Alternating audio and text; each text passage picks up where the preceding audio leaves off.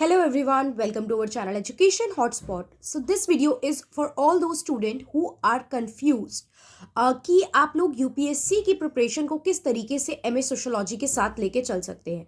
देखिए, बहुत से बच्चे एमए सोशियोलॉजी में एडमिशन ही इसलिए लेते हैं कि हमें ऑप्शनल के लिए तो सोशियोलॉजी पढ़नी ही है। तो यहाँ पे हम जितना टाइम वहाँ डिवोट करेंगे, साथ साथ हमारे पास एक मास्टर की डिग्री भी आ जाएगी and we will be able to cover the subject in a detailed manner. तो यहाँ पे मैं ये एक सीरीज स्टार्ट करी हूँ जिसमें मैं आप लोगों का जो मिथ है या कहीं कन्फ्यूज़न है कि किस तरीके से एमए सोशियोलॉजी एंड यूपीएससी एक दूसरे से लिंक है, इस टॉपिक पे मैं बात करूंगी आपसे। बहुत बड़ी बड़ी वीडियो बना के टाइम वेस्ट नहीं करूंगी, छोटी छोटी वीडियो में कुछ छोटी छोटी बातों पे direct cut to the point हम लोग बात करेंगे। वेरी फर्स्ट थिंग, देखिए यूपीएससी की अगर मैं बात करूं तो आपका ऑप्शनल सोशियोलॉजी है। बहुत से बच्चों ने पहले से पढ़ा होता है, बहुत से बच्चे ऐसे होते हैं जो डिफरेंट बैकग्राउंड से हैं और यूपीएससी में आके सोशियोलॉजी को एज अ ऑप्शनल ऑप्ट करते हैं, तो उनके लिए ये सब्जेक्ट न्यू होता है। अब यूपीएससी में आपको बिल्कुल बेसिक से ये चीज कवर कराई जाती है। When you will see the syllabus of UPSC, तो वहां पे आपके पास पहली चैप्टर जो पहला स्टार्टिंग पॉइंट पड़ेगा वो यही पड़ेगा, इमर्जेंस ऑफ सोशियोलॉजी।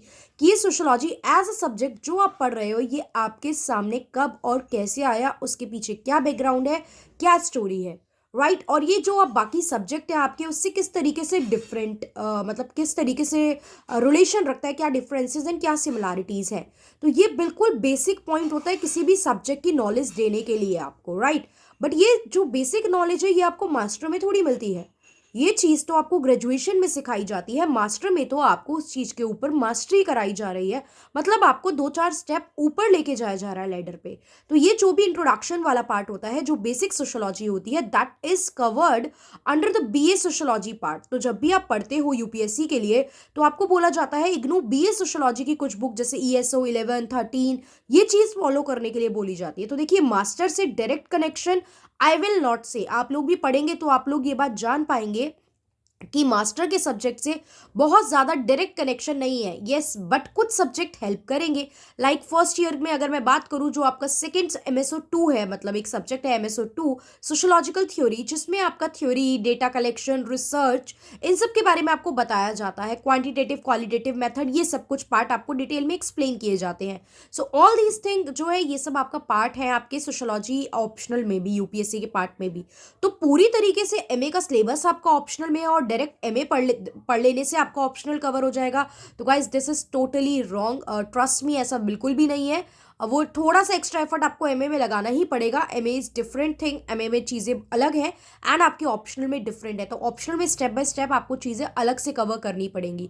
ऑप्शनल की स्टार्टिंग के लिए आपकी मास्टर की स्टडी बिल्कुल काम नहीं आने वाली है। आपके उसके लिए जो बैचलर वाले, बीए वाले जो कंसेप्ट होते हैं, जो स्टार्टिंग पॉइंट होता है, वो आपको कवर करना है। तो अभी आपके ऊपर है कि आप बीए की बुक लेके बीए कवर करें या किसी के भी नोट्स से कवर करो, या कोई स्टैंडर्ड बुक्स आती है जो भी मार्केट में, जैसे नितिन सांगवान के नोट्स आपको बताए जाते हैं।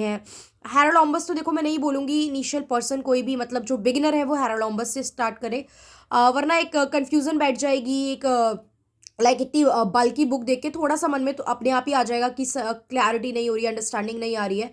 तो बेटर कि जैसे विकास रंजन सर के नोट्स हैं, नितिन सांगवान है, तो आप ये पिक कर सकते हो, मतलब एक कंपाइलेशन ले सकते हो, या कोचिंग ले रहे हो तो वहाँ से नोट्स ले सकते हो, या कोई यूट्यूब लेक्चर फॉलो कर सकते हो। लाइक स्लीपी क्लासेस के इतने सारे लेक्चर हैं।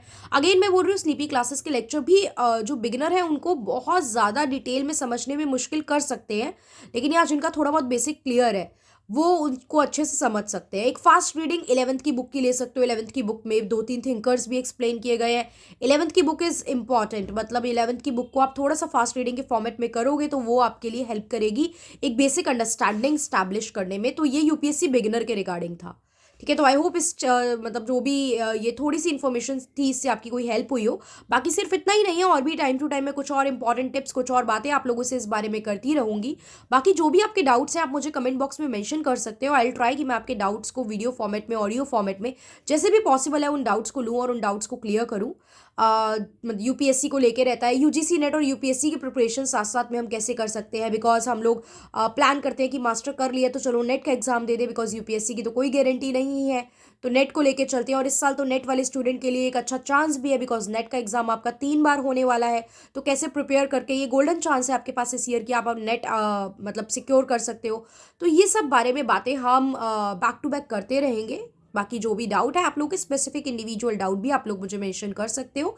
आई will try to take this doubt. और इस तरीके के कंपैरिजन जो रहते हैं सिलेबस में सिमिलैरिटी किस तरीके से क्या कवर करा जा सकता है, इन सब पे भी छोटी छोटी वीडियो में हम लोग बात करेंगे। नेक्स्ट हम लोग यूपीएससी प्लस यूजीसी नेट के रिगार्डिंग भी अपकमिंग वीडियोस में डिटेल में बात करेंगे। So that's all for this video. Thank you for watching.